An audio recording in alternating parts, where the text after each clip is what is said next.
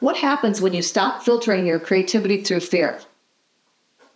Today we're exploring how self-expression becomes a powerful healing force when you create from your most authentic place. After my father died, I found myself the reluctant caregiver for my mother who struggled with schizophrenia. During those challenging visits to her assisted living home, I made a simple decision that would transform everything. I brought my camera.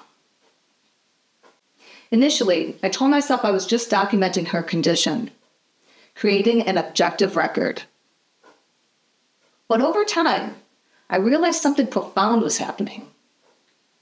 Through the viewfinder, I can see her and her relationship with new clarity. Each frame, each composition, each decision about lighting and focus was actually an expression of my experience, not just documentation. Photography became my authentic language when words failed. The camera created a buffer that allowed me to express what I saw and felt without fear. Through these images, I could finally tell the truth of our complex relationship, both its darkness and its moments of unexpected beauty. This wasn't just art, it was healing. Each photograph externalized a piece of my internal experience, making the invisible visible and the unspeakable seen. Self-expression does something remarkable. It creates an external witness to your internal reality.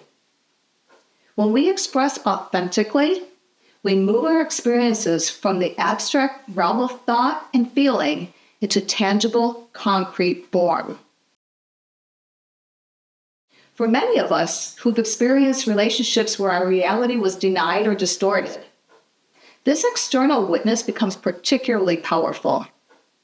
Your creation, whether photograph, poem, movement, arrangement of objects, stands as evidence that your experience is real.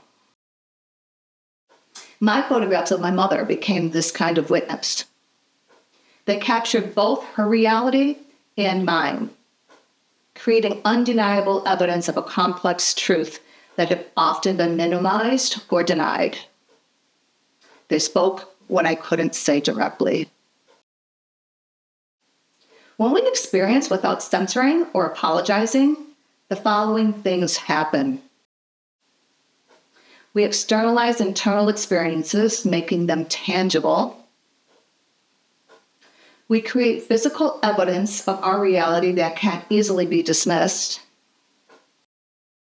We transform abstract pain into concrete form where it can be witnessed. We reclaim agency as creators rather than just containers of experience. We discover aspects of ourselves that have been hidden even from our own awareness. The act of expression itself, regardless of who sees it, begins the process of integration and healing. The most liberating idea about self-expression is this. It doesn't need to serve a purpose beyond your desire to create. You don't need to do any of the following. You don't need to produce something good enough to justify its existence. You don't need to create something useful or educational for others. You are not obligated to express yourself in ways that match your identity or past work. You don't need to know exactly what you're trying to say before you begin. And lastly, you don't need to have a clear outcome or goal for your expression. Your creative expression has inherent value simply because it comes from you. Here's a simple but powerful practice to bypass your inner censor. 1. Choose any medium that feels accessible. Writing, drawing, photography, movement, sound, arrangement of objects, anything that allows creation. 2. Set a timer for 10 minutes. 3. Create something with one rule. No qualifiers or apologies allowed. There will be no, this isn't very good, but No, I'm just experimenting with. No, I don't really know what I'm doing. No, this probably doesn't make sense. 4, when you catch yourself about to diminish your creation, pause, breathe, and continue creating without commentary. 5, afterward, witness your creation without judgment. Simply observe what emerged. Try this daily for 1 week and notice how your relationship with self-expression transforms. We each have natural channels through which our authentic expression flows most easily. For some it's visual, for others it's verbal, physical, facial, or melodic. Photography became my authentic language because it naturally aligned with how I process the world, through observation, symbolism, and storytelling. For inspiration, ask yourself, in what form do my ideas most naturally take shape? What creative medium gives me the greatest sense of flow? What was I drawn to express through as a child? When do I lose track of time while creating? This isn't about limiting yourself, but about recognizing your natural strengths at the starting point for authentic expression. There's tremendous power in documenting your journey, both internal and external, through creative expression. This isn't about mere recording. It's about transformation. When I created the stories about my mother, I wasn't just creating a record of her condition. I was transforming our relationship by bringing conscious awareness and creative intention to how I witnessed her reality and mine. Each image became not just documentation, but interpretation.